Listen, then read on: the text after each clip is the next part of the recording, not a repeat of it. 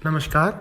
इस वीडियो में हम फोटोकेमिस्ट्री के अंतर्गत experimental arrangement of photochemical reactions यानी प्रकाश रासायनिक अभिक्रिया की प्रायोगिक व्यवस्था, factors affecting quantum yield, quantum दक्षता को प्रभावित करने वाले कारक, reasons for high and low quantum yield, उच्च एवं अल्प क्वांटम दक्षता के कारण आदि के बारे में चर्चा करेंगे। Experimental arrangement of photochemical reaction, प्रकाश रासायनिक अभिक्रिया की प्रायोगिक व्यवस्था।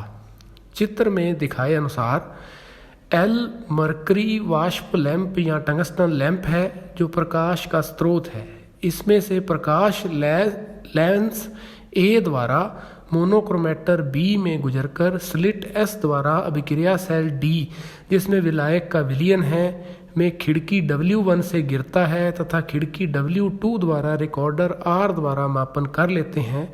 बाद में सेल को क्रियाकारी पदार्थ के विलयन से भरकर उतने ही समय तक प्रकाश को भेजते हैं, वह R द्वारा मापन कर लेते हैं। इन दोनों अवस्थाओं में प्राप्त प्रकाश की तीव्रता का अंतर ही अवशोषित प्रकाश की तीव्रता होती है। Factors affecting quantum yield, quantum दक्षता को प्रभावित करने वाले कारक। क्वांटम दक्षता को बहुत से कारक प्रभावित करते हैं। उनमें से कुछ मुख्य कारकों के ऊपर हम चर्चा करेंगे। नंबर 1, टेम्परेचर या ताप का प्रभाव। तापमान बढ़ाने पर क्वांटम दक्षता में थोड़ी वृद्धि होती है। उदाहरणार्थ अमोनिया की अपघटन की क्वांटम दक्षता 100 डिग्री सेंटीग्रेड बढ़ाने पर लगभग 15 से 20% बढ़ जाती है। नंबर 2, वेवलेंथ ऑफ लाइट, तरंग दैर्ध्य का प्रभाव। साधारणतः तरंग दैर्ध्य के बढ़ने पर क्वांटम दक्षता में कमी आती है। लैम्बडा समानुपाती 1/e। Number 3, intensity of light, प्रकाश की तीव्रता का प्रभाव। प्रकाश की तीव्रता बढ़ाने पर क्वांटम दक्षता घट जाती है। Number 4, effect of non reactive gases, निष्क्रिय गैसों का प्रभाव। निष्क्रिय गैसों की उपस्थिति में साधारणतः प्रकाश रासायनिक अभिक्रिया की क्वांटम दक्षता में वृद्धि होती है। अतः प्रकाश रासायनिक अभिक्रिया में ताप स्थिर रहना चाहिए व एक वर्णी प्रकाश का उपयोग करना चाहिए। Reasons for high and low quantum yield, उच्च एवं अल्प क्वांटम दक्षता के कारण ऐसी अभिक्रियाएं जो आइंस्टाइन नियम का पूर्ण रूप से पालन करती हैं, अर्थात एक फोटॉन के अवशोषण पर एक अणु अपघटित होता है, उस अभिक्रिया के लिए क्वांटम दक्षता फाई का मान 1 होता है। लेकिन जब एक फोटॉन के अवशोषण से 2 या 3 या इससे अधिक अणु अपघटित होते हैं तो फाई की वैल्यू 1 से ज़्यादा, अर्थात ऐसी अभिक्रिया के लिए क्वांटम दक्षता का मान उच्च होगा।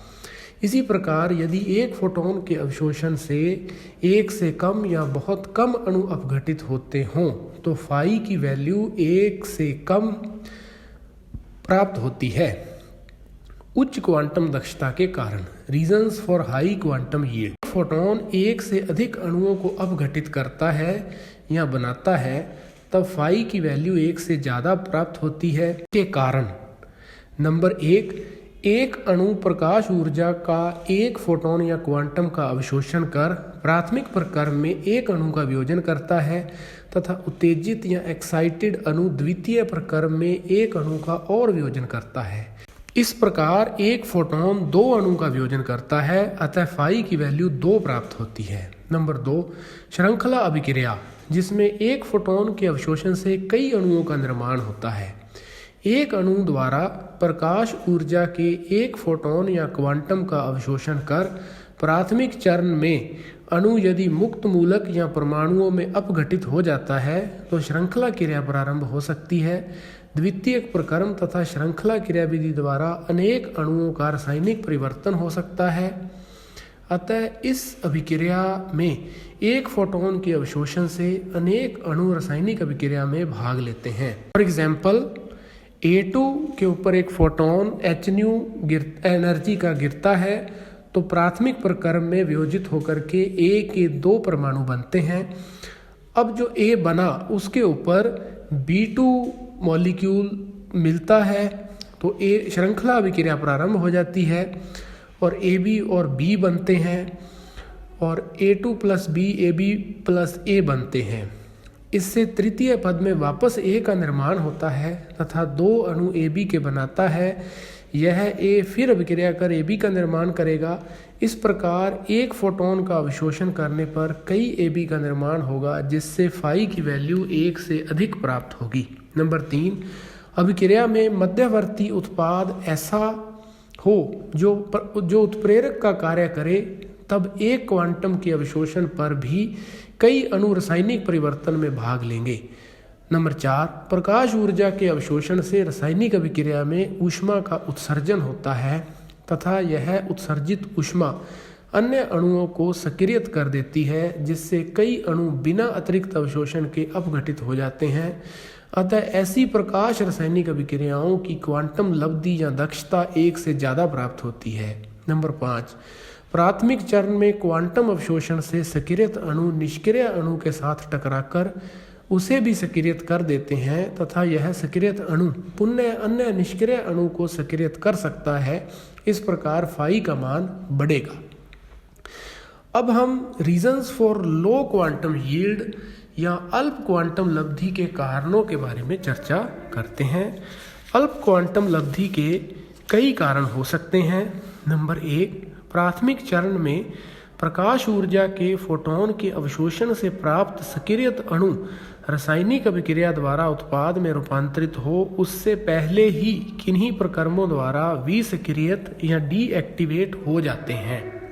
नंबर 2, सक्रियत अणु जब असक्रियत या निष्क्रिय अणु से टकराकर या कोलिजन कर अपनी ऊर्जा को खो देता है। नंबर 3, सक्रियत अणुओं में से कुछ अणुओं को इतनी पर्याप्त ऊर्जा नहीं मिल पाती है कि वे उत्पाद में रूपांतरित हों। नंबर 4, प्राथमिक प्रकाश रासायनिक अभिक्रिया पुनः प्रतीप होने लगे। उदाहरणार्थ, इसमें पहले A2 परिवर्तित होता है, लेकिन A2 वापस A में परिवर्तित होने लगे, तब फाई की वैल्यू 1 से कम प्राप्त होती है। नंबर 5, जब वियोजित खंड डिसोसिएटेड फ्रैगमेंट्स पुनः संयोजन द्वारा संयुक्त होकर क्रियाकारकों में परिवर्तित हो सकते हैं। तो यहाँ हमने उच्च क्वांटम दक्षता यानी reasons for high quantum yield और reasons for low quantum yield यानी अल्प क्वांटम लब्धि के कारणों के बारे में चर्चा की।